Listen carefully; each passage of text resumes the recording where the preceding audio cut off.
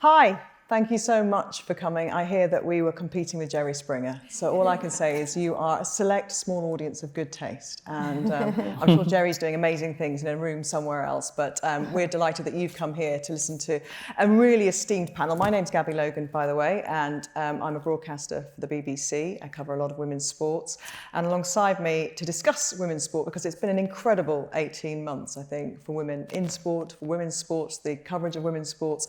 I have a brilliant panel. Alongside me, my boss, Barbara Slater, who is director of BBC Sport, Dara Nasser, who is managing director of Twitter UK, and I think particularly relevant this week, maybe, with regard to very prominent figures talking about sportsmen and sportswomen and the kind of abuse they have to deal with online, and the positive as well that Twitter and other social media platforms can do for sport. Joe Tongue of Tongue Tied Productions, who is one of the best agents in the business, looks after performers both on the field of play and broadcasters talking about sport of both genders. Ebony Rainford-Brent, a former World Cup cricketer and winner and amazing captain for England, and now one of the voices, one of the main voices, I think, really, on Test Match Special and other cricketing coverages, and always love listening and talking to Ebony, and also has opinions on a range of sports, not just cricket. And Geoff Riding, Paralympian, who as a performer obviously has achieved at the very highest levels and now works in all kinds of areas, don't you, Steph? And as a speaker, a broadcaster. So again, I'm sure you have opinions way beyond your individual sporting remit. So the first thing I'm going to ask my panel, and also I want you to be thinking of things that we might not cover that you want to know about, and use the app to ask questions at the end. We'll come back to those. So if you've got anything you want to say, please do jot those questions down. Panel, I want to know your highlight so far this year, because we have plenty of things to choose from, some amazing women's sport. So let's get going with your highlight so far, Barbara. Well, it has to be the Women's World Cup.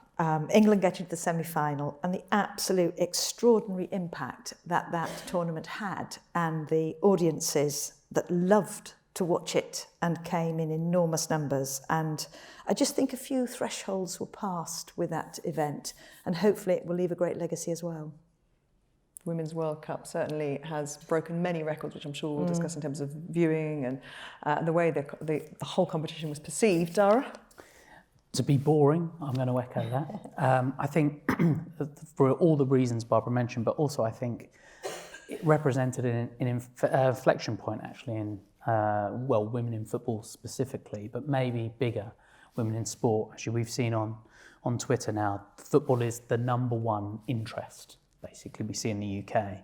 And of our football fans on Twitter, 68% of them follow men and women's football. And that's up more than 38% from basically before the Women's World Cup. So we can actually see statistically with data what an impact that's had, and specifically the Lionesses. It's not just anecdotal. When I came home from France one day, had a couple of days off and came back, and my daughter, who's 14, said, "Mum, everyone at school is talking about the Women's World Cup." And I think, you know, even though I'm her mum, she was still amazed. People were kind of really getting it. Even though I talk about it, now they were talking about it. And that's the anecdotal evidence, but that's the empirical evidence, Joe. Are you going to move outside of the Women's World Cup? I'm going Women's World Cup, but I'm going netball. Because I work with Tracy and Serena, who's the captain, so it'd be remiss of me not to give them a good... So obviously we won bronze. But I think in terms of women's sport, it all kind of felt like it kicked off in the Commonwealths, which was 2018. But when we won that gold in the last second, 60 minutes, it's 51-all, and then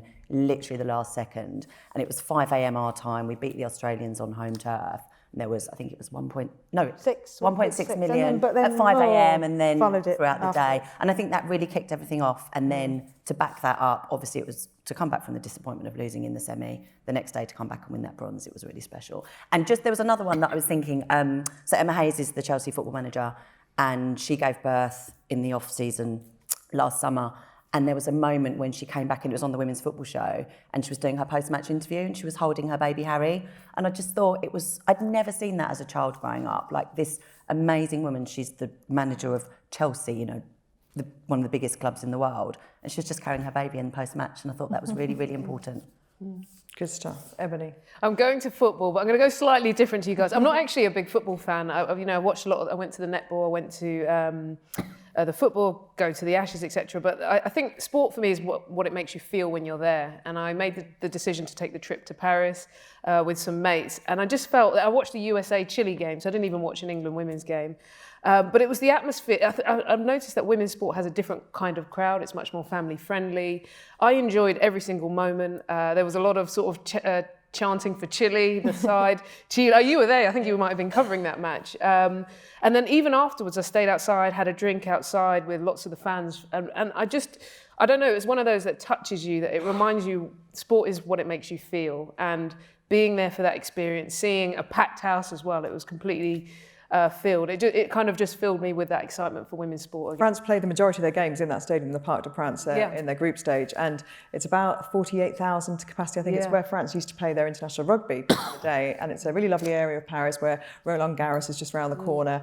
And so when the fans spilled out onto the streets, there were nice places to go, and I just thought, this is perfect sport. You could not have asked for anything more, could you? Even though the atmosphere in those games, as you say, was so special, and it was a demographic mix, wasn't it? And it was families, but it was also men with their sons, women with their daughters. There was just absolute kind of, you looked out, and if you'd had to guess where you were, you couldn't have worked it out by the audience, because it was just so wonderfully mixed and truly incredibly difficult to broadcast from. The noise levels were insane. But that's a whole different French broadcasting thing. The French seem to have little faith in the actual sport and instead provide music constantly in the stadiums. And it's very noisy, but wonderful. Steph? I did like the football as well, but my highlight was it was Wimbledon, particularly with the female tennis players. And I thought the final was absolutely amazing. One, because everyone knew the story behind the two finalists. We all knew about Serena, we all knew about Simona and what they were trying to achieve.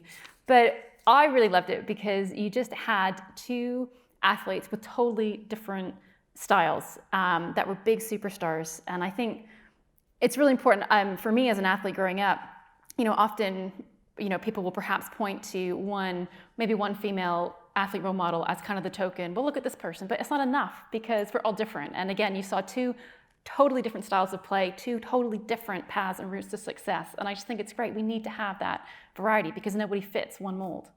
Brilliantly said. Well, guys, I think to whet our appetite a little bit further and remind us just how important and how many landmarks that World Cup broke, which Barbara's alluded to, including the highest viewing for a live event so far this year, over 11 million watching that England semi-final. Let's remind ourselves of some of the highlights of that Women's World Cup.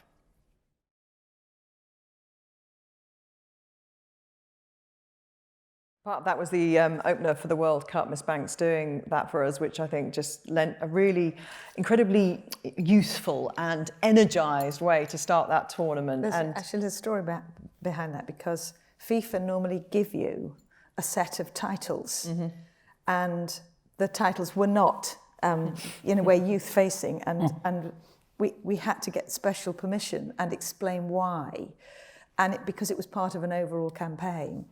We were granted permission to use it. So it was quite interesting. We had to fight quite hard. But once they saw it, they realised why. They said, go for it. So go on then, Barbara. Why this summer? Why the increased interest? Why the empirical evidence of an increased interest? What do you think has contributed to this? I mean, this isn't something that's just happened. I think it's really important to stress that. This has been a long-term investment. And it's interesting because a lot of people said, what are you going to do differently this time? And actually, there were remarkable parallels with 2015, where in fact we also did every match live, but of course there was a time zone from Canada. I think there is a raising of the standard of play in women's sport. Many, many different stakeholders all come together to play their part. So I think what we had fundamentally was a fast developing and great product. And then I think to give it the platform and the showcase, because what was really interesting, we look back at the great figures now, that opening weekend when BBC One invested across the weekend, peak time slots, it was share negative. And of course then what happened is people saw it, they obviously loved it, and they wanted to come back for more. So what you did see was then this steady increase. One thing that was for sure is everybody knew England was playing Scotland in Nice on that Sunday. I mean, we shouted about it so loudly, and I really believe made it an appointment of view, but it didn't disappoint. And then those audiences got better and better and better. And I think one of the really significant things here is that, I've heard it said, people aren't really interested in women's sport.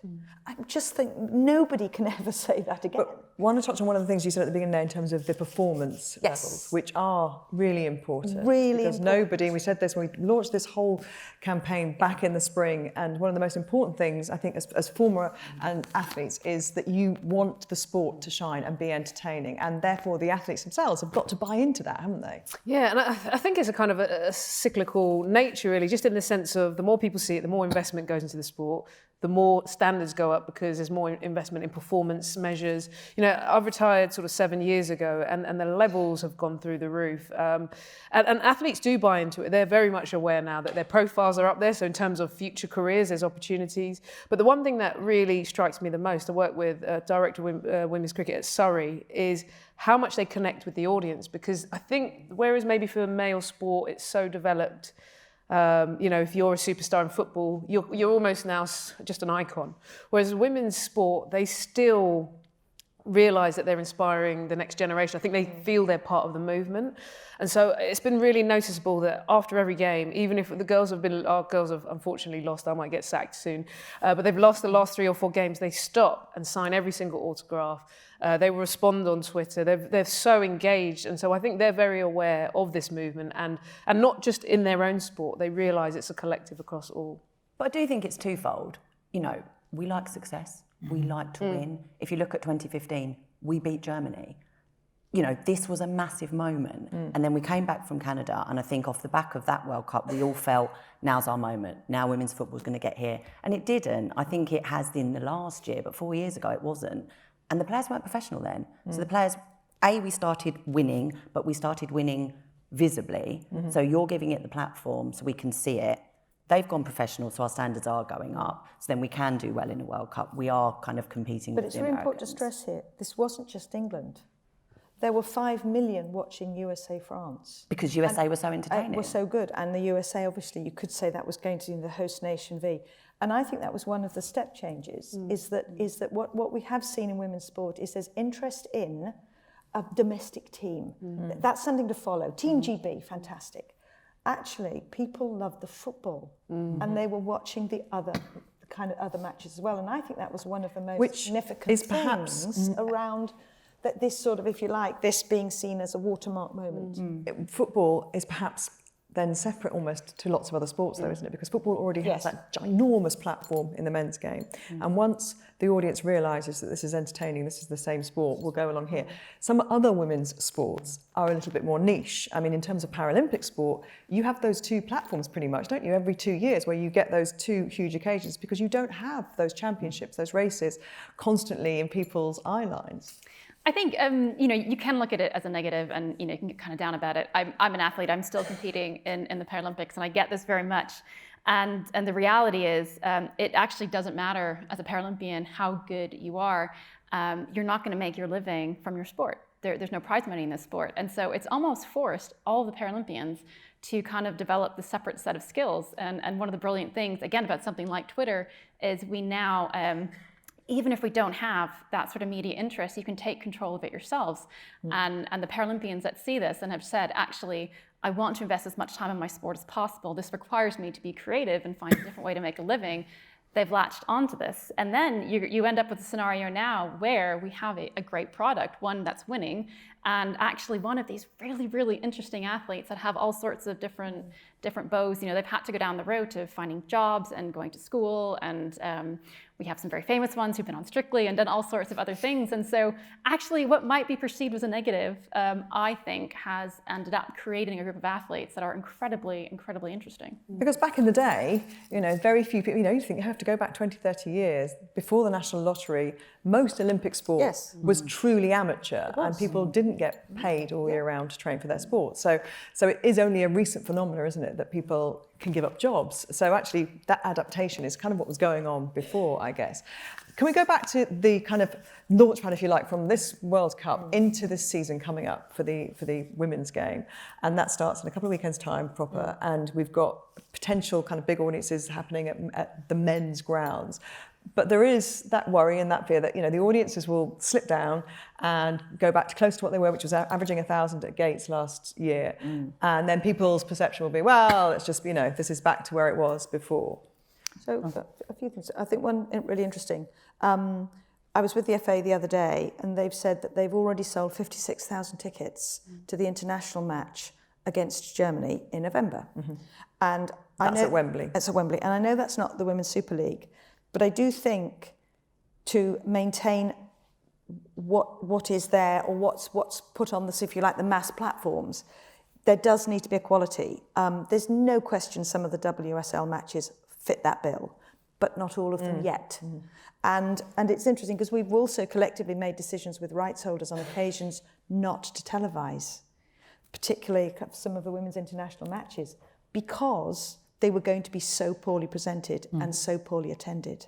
And I think it's really important. This does have to be a quality product.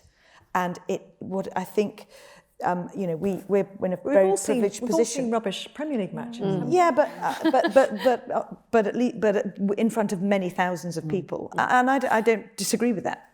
But we wouldn't be showing men's sport if we only had 1,000 people attending. But the problem is, you're letting them disappear. So we have a World Cup, and these players, these professionals are visible every day to us. So my niece and nephew, they know all the names of the Lionesses by the time we get to the end of the World Cup. But even 2 months down the line, they're back on FIFA. So they can tell me every Arsenal player, the men's, but they can't name the Arsenal starting 11 for the women. So unless we give them a platform, unless these people are visible every weekend, it's about the signposting. So I think the problem with attendances 4 years ago was the game was run by the FA. It was very difficult to find out when, where, how. And then the actual games were on at midnight on the BBC. Free to air, great, but my 9-year-old niece is not watching football at midnight on a Sunday night. So then we'd go months. So unless I took her to an actual game, which you could never find out when it was on because BT were messing around with schedules and the websites, it was just poorly funded. There was no it wasn't, as I said, it was only just turning pro. So we didn't know when the games were on. And, I represent the players and the managers, and even I was struggling to find out. So it's just that sustainability. So we have these amazing shop windows. We had this amazing World Cup, but we had the same in 2015. And then we get back to the league programme and it's not visible enough. So we all have a duty, and I have it as an agent, and I feel you have it, and we all have it on the platform to keep these faces visible. Well, I couldn't agree more. So we're trying to do stuff. Firstly, massive hats off to the BBC, because we've tried to invest in women in football quite heavily for a couple of reasons. A, because one of the things you hear is about money and brands getting involved and people criticising brands for not equally supporting women's sport as they would men's. But the fact of life is, I was chatting to Joe about this, is that of all the sports shown, I think this is stat is a year old, but 4% is dedicated to women's sport and 96% is dedicated to men's. For brands, it's about eyeballs, right? And I think that hats off to the BBC for actually, not that that's a commercial thing, but it's bring the prominence, because kids love heroes. If you look at the women's, the US women's team, they are all heroes. Megan Rapinoe, when she scores, has a Usain Bolt-esque move. That swag. People love that. And I think that what we're trying to do, what we did with women in football from 2018, is we gave them an emoji. I know that might seem It was massive. It's huge because It young people love emojis, and custom emojis, people's minds blow up because they think, what's this? Magic, So we did that. We tried to promote the Lioness. We worked very closely with the Lionesses with daily broadcasts during the World Cup. They took over the Piccadilly screen. Yeah, it was amazing. They put the women players on the Piccadilly. Do you know what was really lights. lovely about that? Seeing the players on their own social media platforms talk about that, and how humbled they were by it. These are you just, with respect, wouldn't get the same reaction, I don't think, from the men's game, and they loved the fact that they were given that platform. But Ellen White said that same thing. We did a mural of her, and what we did with the murals of her and all, a variety of other players is we really focused on their hometowns, and it wasn't a Twitter thing. It was revealed to be Twitter after the fact, is to promote the game, because And thankfully now, I think that there is far more interest. It's in the public eye. BT Sport we're working with BT Sport actually in the Women's Super League, doing highlights every. I think I'm right saying as well, every single match is live on the FA website, so you can see the matches live. You can, and we shouldn't lose sight of what we think is one of our core sort of purposes, which is to showcase those kind of pinnacle moments. We do it in men's football, we do it in women's football. We don't have men's live Premier League, we don't have women's live Super League, because actually we do, but there's a contractual arrangement with BT. And actually great credit to BT, they are allowing us to stream some of the matches, even though that is their contractual right to have those matches. So I would say that we do tell a year-round story. And I think what's interesting, we should never lose sight of, is actually that sports news serving every sport every single day. And that's really changed, because in the bulletins now we do get the women's result, and that's our standard. And that's great. That's not a new factor. Indeed, if you look across those summer months, not just the Women's World Cup, 45% of all the top 10 sports news stories on the sport website were about women's sport. And I just don't think we would have seen that before. So you're right around telling the narrative, beyond the showcase moments, but I also don't think we should lose sight of the importance of those. And 28 million people watched and experienced something of the Women's World Cup and went away with a great experience. Exactly, so we need to serve them. And I know I'm going to blabber on about statistics here, so I apologise. but we did quite a lot of audience research coming out of 2015, and of the 48%, and it was only 12 million in 2015, 28 million last time, 48% they'd never watched a women's football match before. Now, if you think of the trajectory in the last 5 years, audiences have gone up 500%. That is absolutely remarkable. Name me another genre, another sport. Barclays have got a steal, haven't they, with their 10 million? They have. So I accept, but what I do believe is, even though things might settle down with the WSL, there is a onward and upward trajectory. There was also an argument, a conversation to be had, and we'd had it quite a few times kind of post-match at the World Cup with the ex-players like Alex Scott, saying, actually the women's game had an opportunity to kind of design itself, because in America, contrary to kind of what might look like, their setup is all about the national team. They almost every year, their league changes in some shape or form. The national team pretty much own the players who go back to the clubs, they dictate their training, they go into camps for 6 weeks. What I'm trying to say is the national team is it. It's the be-all and it's the end-all. To win the Olympic Games, to win the World Cup is what they focus on. They don't care really about the domestic games quite as much. And, we were discussing this in the kind of round. Does the women's game in this country have a similar kind of approach? Is it all about the national game? Should it all be about the national game to achieve both the success but also to create the heroes? Do they have to just copy the men? Why is that the blueprint? Why should that be the way forwards? It's an interesting one, because you look at cricket, for example, my sport, and we're moving towards having parity. I guess they're launching a new competition called the 100, and the women and the men are following the same. But interestingly, we've just had, prior to that, the KSL, which has had some great coverage. BBC have done loads. It's been on Sky. And doing their own thing, actually, they were able to be much more nimble. They didn't have to follow a lot of the rules and some of that. So it'll be an interesting experiment. Now it all goes head to head. Will they? And it's going to be on the BBC, which is great news. But it's an interesting kind of question for me, is when it was the KSL, there was a lot of flexibility. They could focus on growing the grassroots into domestic structure and then move up to the international. Whereas at the moment, it's going to be a different platform. But one thing I was going to say, listening to all of this, you mentioned the word success. In the women's cricket this summer, it was the first time I realised the flip side of having so much success. The women's Ashes, we were horrendous. Lost most of the games, and the media therefore treated it like they would do men's sport. As a result, the England coach has been sacked. There's a lot of accountability that goes through that. That wouldn't have happened during my era.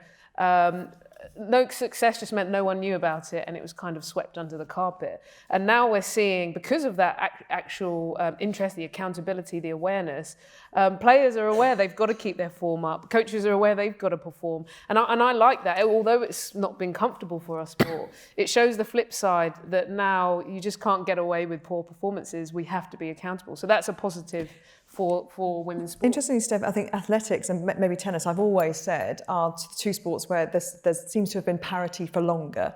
And I think it's because you compete not only on the same stage, but on the same day. You know, you flip from a men's 800-metre race to a women's long jump to a men's javelin. There's absolutely no difference. Nobody goes, I'm not watching till 2 because that's when the men will run. You know, people just watch the athletics. Is there anything to be learned, do you think, from those platforms and your sport in particular? Well, do you know what? I'm kind of torn now that I really think about your question, because I think you're right in that actually perhaps one of the greatest assets of the women's game right now is that we are not stuck in a framework, and it's at a stage in evolution where take it. We can actually, I think we've almost kind of lost the battle if we assume that the men's template is the template. You know, they had a longer, obviously they've had a longer head start. They've been around for a lot longer. Well, the sport wasn't banned for 40 years in this country as well. Well, exactly. and then as Dara mentioned, you know, you've created these emojis for the younger generation. Why don't we just, you know, set this men's template aside and just do whatever works? But equally, yes, there is still going to be a call for performance. And but I think perhaps one of the most interesting case studies might actually be what happened with the Paralympics in London 2012. And obviously, I think what might have happened if BBC had done both, I think what perhaps would have happened was the Paralympics would have just been a second-rate version of the Olympics. They would have tried hard to be like the original and they would have failed. Whereas actually what happened was they just said, you know what, we don't fit this template. Let's just do something totally different. Maybe this is the opportunity to just say, actually, we're going to look at where things are now and we're going to do this totally differently.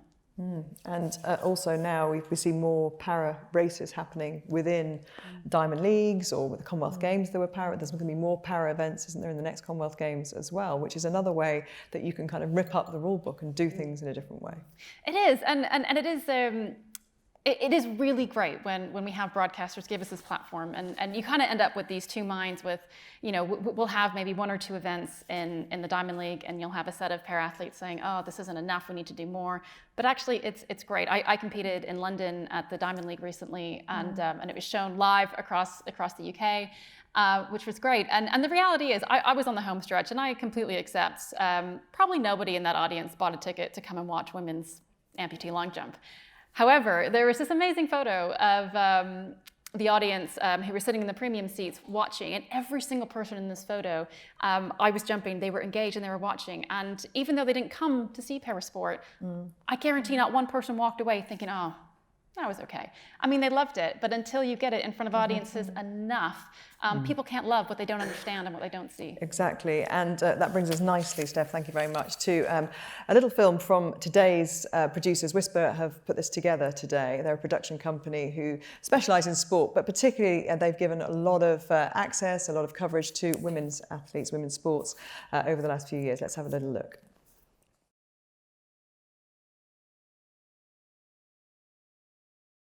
Joe, if I could come to you first, quite a few of your clients featured there. And, World Partner Service. and Ailey Barber, for example, Dion Dublin, both work across men's and women's sports. Dion was a very brilliant colleague this summer, worked across all the women's football and appeared to really enjoy it as well and get stuck in. And it was the first time he'd worked on a big women's tournament. And I wonder how important, I think it's really important, but how important you think it is to have genders working across both gender sports, if you like. Oh, it's huge. I mean, to take Dion as an example, it was a World Cup. England were in it. They were playing Scotland in the opening game. Just you try and stop him going to that tournament. So, like, genuinely, it wasn't even, Dion, do you want to do women's football? It was, Dion, the World Cup's coming up. Do you want to be involved? Absolutely. Like, you know, it was, and Dion knew the standard of the football that he was going to be watching, so that was a given. But I do think from his point of view and from all our clients' point of view, it's, you kind of need to bring the people along with you. So you know what happens. Like, I like your work. I like you. So if I see that you're working on something, regardless of the subject matter, I'll go, oh, Gabby's presenting that. I better give it a go, because I kind of trust your judgment that you're not going to do a program if you don't believe in it. And it's the same with clients, with pundits. I feel that they have a responsibility that if they like a product, they need to bring it to their networks. In the same way, I like women's football. I actually started out working in men's football. I still do half and half.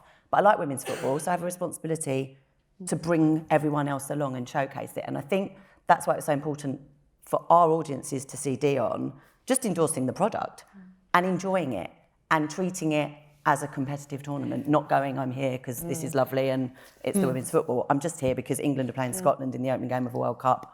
Oh my God. And I happen to know, and I also know a lot about football, you know, in terms of Dion Dublin's experience, and he can relay, you know, that, and that kind of, I think, overrides any idea that he doesn't know what the women's game is about for me, and should also, when it comes to women, talking about men's sport as well. Have you encountered those kinds of comments in the beginning of your broadcast? I mean, when you talked about men's cricket, that, well, you don't really understand what it's like to face that ball. You don't really, you know, did you get that? It's fascinating. Yeah, I did. So I moved pretty much within a couple of months into commentating. And the first couple of games were women's sport, and I was like, I'm fine. Adam Mountford, the producer, called me up about a month later and said, we want you to do Australia versus England men. And I'm thinking, oh my God, like, you've just thrown me in at the deep end on one of the biggest tournaments ever. I went into it, first of all, panicking that I was going to get a Twitter abuse, which I did get a little bit, but actually the most interesting thing I got is so many people regularly say, it's nice having a different voice, we respect your opinion, and I think you relate in a different way. Often I might make a similar point to a Michael Vaughan, but I'll structure it differently, and it resonates with different people. I had to build up my confidence, if I'm honest, because I'd say the first half of my career, every time I got, you don't know what you're doing, get back in the kitchen, or one of those sort of comments, I struggled. But then I actually had to kind of look at, I've spent 20 years hitting 1,000 balls every day. I know every single one of the England men's players. I've trained with them. So when a guy in Devon with 2 followers says, what do you know? I'm kind of like, well, I have had 20 years in this sport. I know every single male and female player. I've been through that experience. I know what it's like to win a world tournament. So you have to remind yourself that you're there because you're qualified and you've been given that opportunity. And so, yeah, I realised, one, there's that, you've got a voice, but 2, when you realise how different voices connect the same message, you realise how powerful it is. But we were talking about this earlier, and this time 5 years ago, if we'd have sat here, we didn't have a female pundit on men's sport. Eni did it in November 2014, and I fought for 2 years to get a female pundit on men's football. And the reasoning given back then was she's not played the men's game, blah, blah, blah. But she had 100 caps, and half my guys had 4 England caps. Yeah, they could get a job every day. And it's so great now that we just sit here and it's just a given. Of course there'll be a female on the Ashes later today. Of course there'll be a female. Of course I'm going to see a female on Football You say Focus it's a given, but it's still not a smooth ride. You know, and Alex Scott spoke recently about the kind of abuse that she's had on Twitter. And, you know, I know myself, you know, get back in the kitchen is actually a very tame post-match of the day comment that, although I'm pretty sure Gary gets just as much when he does match of the day, because football fans at 12 o'clock on a Saturday night don't know what they're fueled by, but they just seem to get a little bit angry. And I don't do the running order. But, you know, you have a responsibility, obviously, to stop and to help people engage and communicate without fear of those kinds of comments. And this week, as I mentioned, you know, Philip Neville's spoken out about the women in his squad having those kinds of comments sent to them. What more can you do? So I think what we have to look at is that the fact that there are platforms today that allow everyone to have a voice. 10 years ago, 20 years ago, maybe those platforms didn't exist. And well, they didn't exist, and you know, people didn't necessarily have a voice. Now, with that comes positive stuff, which I can touch upon in a second, but directly now I want to talk about the negative stuff. And what we've seen this week, what we see when we see stuff like get back in the kitchen stuff, you know, let me make something pretty clear. Although we support free speech, or although we support, you know, public conversation, we massively condemn, you know, hateful conduct, whether that's misogyny, whether that's racism, etc., etc. So we have a couple of options here. The thing is, we have to accept this is a societal issue. This isn't an issue just on Twitter or just on social media or just on Instagram, etc. It's a societal issue. So what we're doing is we are working with many different organisations that you would have heard of, the likes of the PFA, the likes of Kick It Out, we're seeing next week, to come up with a solution. Now, just to put something, because you're reading the headlines now, you might have the perception is that we've done nothing thus far. The situation a few years before was actually far more severe. What we're seeing right now is that What people used to have to do is if they see any abuse, you'd have to report it. And that is still the case today, but now there's far more proactive measures, 38% more proactive measures year on year of us doing stuff without anyone reporting anything, and tweets coming down and accounts being suspended. And I think that's an important thing as well, is accounts being suspended. It's not just tweets coming down. We see now far more. I think we've trebled the amount of accounts we've suspended year on year for hateful conduct. But you know, people can just easily set another account up within minutes. Well, that's the thing. We've also improved that. Thank you. I didn't plant that. We have something we call ban evasion. So we've worked out via machine learning is if you are acting against our rules and we shut you down, we've got ways of identifying you coming back online again. IP addresses, behaviour, etc., etc. So over the last year, I believe, we've closed down 100,000 accounts for ban evasion, which is up massively year on year. So we are tightening that as well. It's not simple. It's not as simple as as easy as let's just open another account. If you have your phone and you try getting a new account, we can do that. IP addresses, all of those kind of things. But we have a long way to go, and it's our number one priority. So we will be working, as I say, with these organisations to shut that down. But I think also we have to try to look at what good it can do as well. So when you look at women's football, for example, the Brazilian player Marta was wearing, I think, lipstick when she was going out to play, and people went after her on that. And she came out talking about double standards, why that's happening, and the wave of support she gets. You know, for all you mentioned the 2 followers. I think this is an important point. If someone says something abhorrent to their 2 followers, that's obviously not great. If we magnify that, their voice becomes bigger. So Marta has way more following than these idiots going after her about lipstick. So she had these people come the wave of support. The UN got involved, partnering her and us to do to really promote that. If we look at what was going on with equal pay after the Women's World Cup, the big thing from the US national team was, why aren't we paid as much as the men? They're more successful than the men, right, for a start. Why aren't they paid as much as the men? There was chanting in the stadium in Lyon about that. We saw a 5x increase. There have been 2.9 million tweets about equal pay, supportive of equal pay. You know, we've even worked with the likes of Lewis FC, which is the first football club that are paying men and women equally, trying to do it. Now, Lewis FC are not a big club. They don't have a natural... But we've all heard of them now. But we've all heard of them. We're trying to give them the reach. Yeah. So, yes, there's a lot of negative in society, and there's a lot of positive as well. And we try to promote the positive and work with others to really clamp down on the negative. It's I know what you're saying in terms of, you know, there's a platform that wasn't there 10 years ago, and the idea that people were sat at home harbouring these thoughts but had nowhere to express them. And I just wonder though how much, you know, when somebody does write something, there is a kind of rhetoric, there is a feeling that kind of spreads that people latch onto, and we all know, you know, kind of about the way Facebook works in terms of, you know, attracting people who are on the fringes of society, maybe feel left out. And are there that many people, you know, I know what you say, it's a societal problem, but actually they influence, don't they? Those comments do influence people, and they make, you know, people come into kind of maybe a school of thought that they hadn't previously engaged with. And that's where it's insidious and that's where it's dangerous. And I agree what you're saying about Marta, but equally, when you amplify those situations, there are those who also agree with the other side, you know. So you just have to be so careful, don't you? You do have to be careful, and you do have, and you know, with technology that develops, you know, come pastures new, and you know what we have the option of doing very little or trying to do a lot, and we're going to do the latter.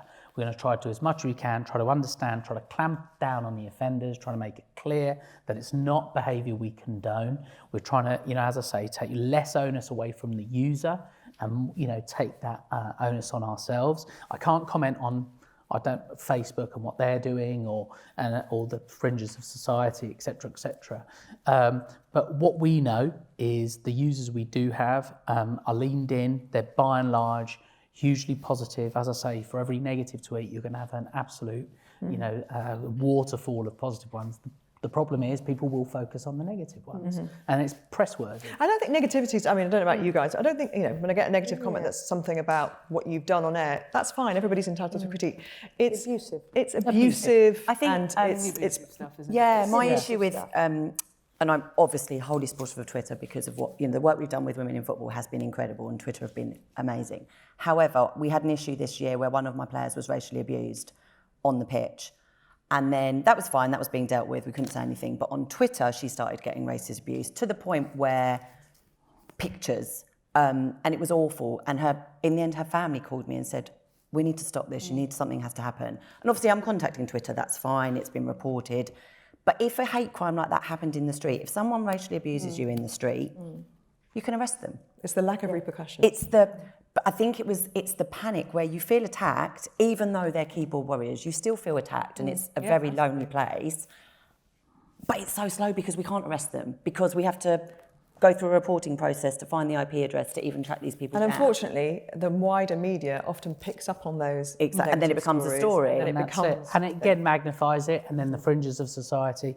And the thing is about the arresting, you're absolutely right, but it has to be witnessed. It has to be, there are times I have seen racial abuse in real life, so to speak, prior to Twitter, during Twitter, whatever. People aren't necessarily arrested, for that, if we're going to be honest. But we have to do more. And if you want us to work closer with you and your athletes to do it, we'll do it. And Steph, can I just bring Steph in? What, as an athlete, when you've competed, do you go down there? Do you open the Pandora's box if something's gone wrong on the field of play? To be honest, if I'm at the Paralympics, the last thing I'm probably doing is on social media. But I just think there's always going to be a shadow side to every technology, and unfortunately, the dark side is this. But as an athlete that is from a minority sport, actually, social media and things like Twitter are incredibly huge opportunities for us to tell stories that otherwise wouldn't get told. And I think it's actually the thing that I was thinking about most is, yes, you're always going to have these different voices on Twitter, and actually maybe my responsibility as an athlete, as a female, as a broadcaster, is to make sure I am making my voice as loud as possible and stop reading and start actually putting forth really positive content and just drown it out. Yeah. I do think, I was going to jump in, but I was just going to say... That wasn't a... yeah, sorry. Yeah, thanks, Ebony. I was just going to say, I do think there is that, seeing Alex Scott talk about it and knowing from my personal experience, seeing a lot of there is another wave of education that needs to go in place for the athletes, because it is such a powerful medium to be able to grow women's sport, that if we can get athletes to understand sort of the impact that they can have if they use it correctly and can almost have enough resilience to park that, then that's something that could be really powerful going forward. And also the tools at their, so a lot of people don't know the tools at their disposal. I don't just mean reporting, I mean a variety of different things. And we do that as well. We were, again, happy to have this conversation. If you can get together, whether it's your athletes, whether it's your colleagues, whether it's people from Paralympics, and anyone, we're happy to educate and help. We've had a few questions come through. So I will ask this one. One Super League netball match is shown, it's anonymous, on Monday nights on Sky Weekly as the biggest female participation sport. Could more be done to showcase it? I know you're a massive netball fan. You've got clients, obviously, at the very top of the game. What do you think? I personally think so, because my concern is we've had the World Cup, everyone knows who the Roses are, and then we're not going to see anything for 6 months. And if you don't have Sky, if you work in sport, you have Sky, it's fine. And netball did an interesting thing, didn't it? It paid to be on Sky at the very beginning. Exactly. Great move, because then it is accessible, but it's not that accessible because it's on Sky, it's on cable. So I would throw it to Barbara and say, what are the BBC doing? Because you did have a really good World Cup with it. So we have an arrangement with BT where they have a certain number of top picks in the Women's Super League. That's not an option that Sky are prepared to offer. They have the rights, they invest in netball, they actually put money in. They do now.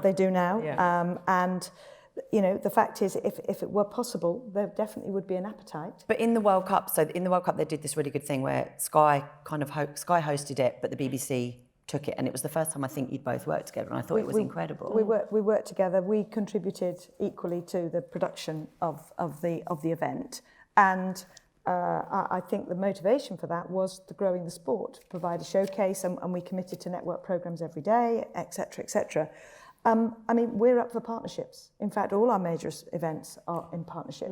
So we're very eager to do that. And the other thing we're doing a lot of, and we do actually a lot in the women's football, is we have a streaming platform, and we're working with a multitude of governing bodies to actually provide that as a platform that they can use. Because that's what they do in Australia. That's huge. It's £13 a year for my app, so I can watch all the Australian Super League. Niche sports. I mean, it's honestly, we're doing 50 different sports a year.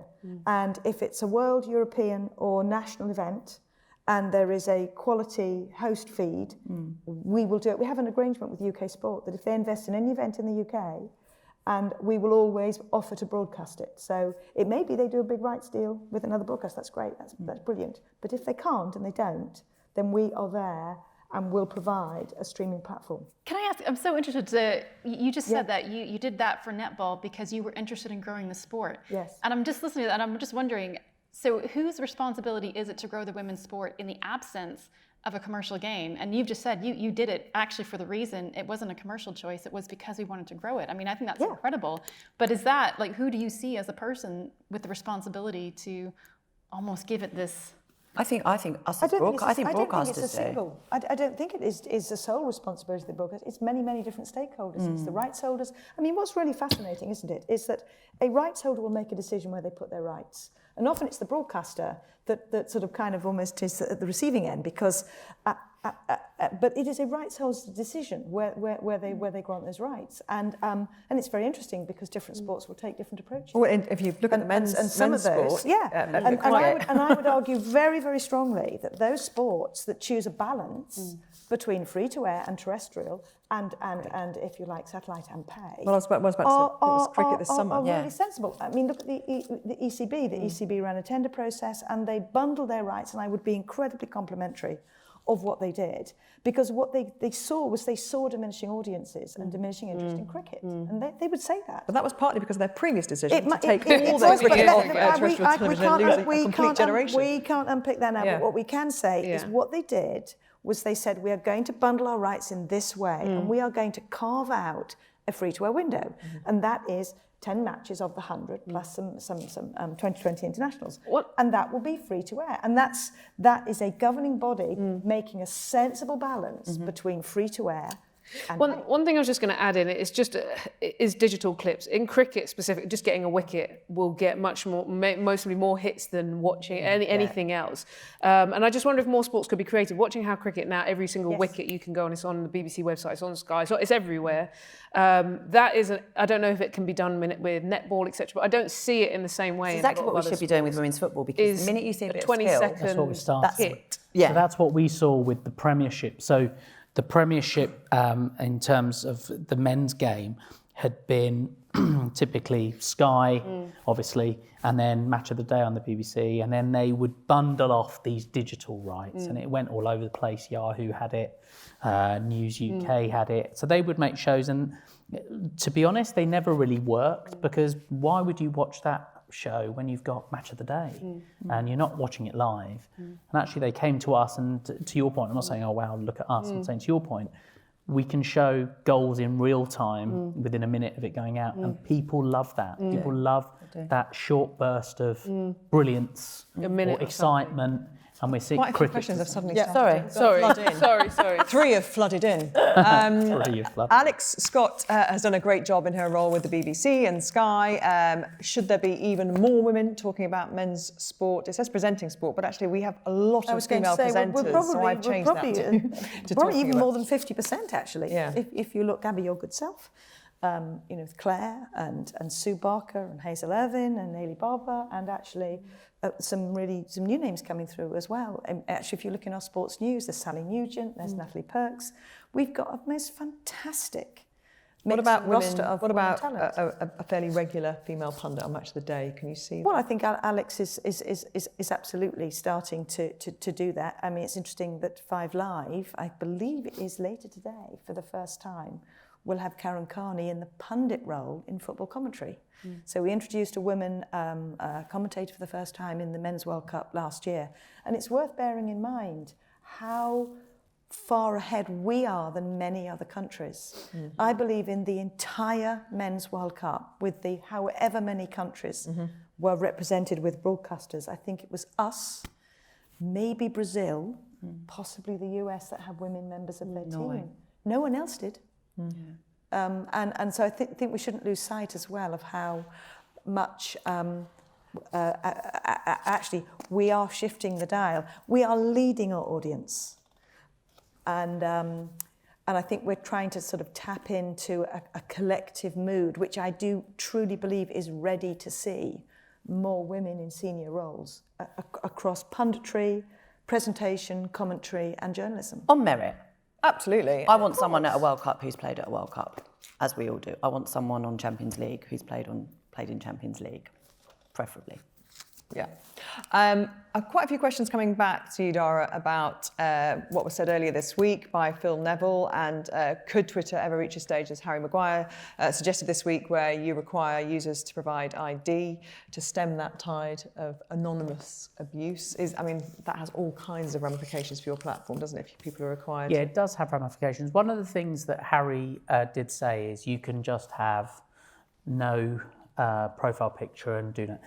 That's not strictly true. If you don't provide us with a mobile phone number or a profile picture, your comments and stuff are pretty much dead and hidden. Right. So, yes, passport identification and various other things. Not everyone's got a passport. I think it comes with complexity. But just going back to the point I spoke about before, look, we're really keen in working with, firstly, educating which is something you can do immediately, but working with these big organisations to come up with a solution. Okay. We're running out of time, and I understand that audiences here get very angry if you keep them longer than time, so I don't want to be that person. Very briefly then, Steph, starting with you, one thing you'd really like to see in the next 12 months, something that would really be a game changer, something that would really move your sport or women's sport on, or the coverage of women's sport? I think I would personally like to see something, really targeted towards younger audiences. I think that is where you have the most amount of opportunity to make a change. And I would love to see more engagement with young women and stop seeing this drop off at around 13. Yeah. Let's develop lifelong. To keep participation high. Yeah. I love to see more, and it was actually done recently, lots of mini documentaries around players. I think one thing I like more about the women's sport is understanding their journey, what they've been through, and connecting it more on the lifestyle piece. So there were a few done on the BBC iPlayer platform, more of that in all sports, because I think that helps you connect more with the characters. And what's success for the Women's 100? What would that look like? What success is audiences turning up, but it's visibility. It's going to be the first time women's cricket, there's going to be highlights of the internationals.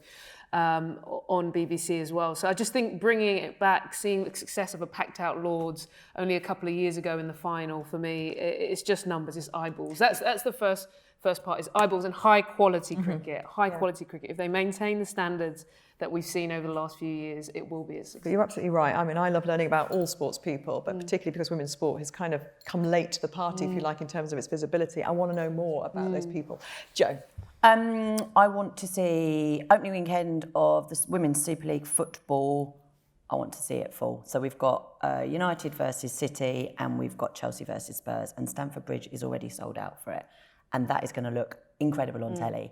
So I want that to happen. I kind of think it is, that's going to happen. The Saturday will look great. The weekends after that, I want that to continue. I've got two young daughters, and this is less of what in the next few months to a year, but I want the momentum that we saw behind the World Cup, the Women's World Cup recently, but not just in football, in other sports, to continue. So my daughters have, heroes or heroines that they can name, they can identify, that they can try to emulate. That's what I want. Okay, I'm going to be really greedy. The Men's World Cup in Russia reached utterly phenomenal audiences. They were audiences back up to the level of the 2012 Olympics. We have a Women's European Championships football coming to the UK. It will be hosted here. If as a country we get behind that and we are the most fantastic host nation, I think that should be our aspiration for the audiences for the Women's Euros. That's 2 years' time. 2 years' time. And every match on the BBC? Every match will be live on the BBC, the vast majority of those on BBC One And if it's not on one, it will be on 2. We're going to be busy, aren't we? We're going to be and it's going to be fantastic. And it's not just the broadcast, this is as a country. Look what we did for 2012. That's the alarm. That means literally Get out. I just have 15 seconds. Not that you asked me, but my wish is that when I came back from France this summer, I was having a bit of building work done at home, and my very stereotypical straight out of central casting builder, who's a big QPR fan, and he comes in his football kit to work, and he said, "Gabby, oh my God, Ellen White, I love her, she's amazing." I get into a cab outside of Marylebone, the cab driver turns around and goes, "I tell you what, that Fran Kirby, when she's on her game." And I thought, if cab drivers can talk to me about women footballers and not always West Ham, then we are winning. So that's my wish. Ladies and gentlemen, thank you so much. I hope you've enjoyed the thoughts and musings of this panel and take the story on. Thank you guys, Steph and Ebony and Jo and Dara and Barbara. Have a good rest of your Edinburgh experience. Thank you.